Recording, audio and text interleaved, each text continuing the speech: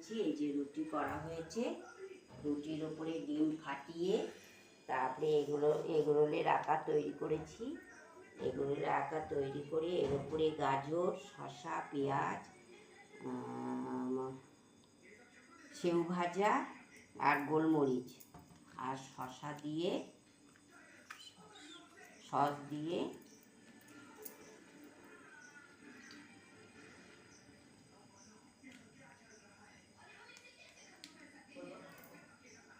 দিয়ে রেডি করব egg roll.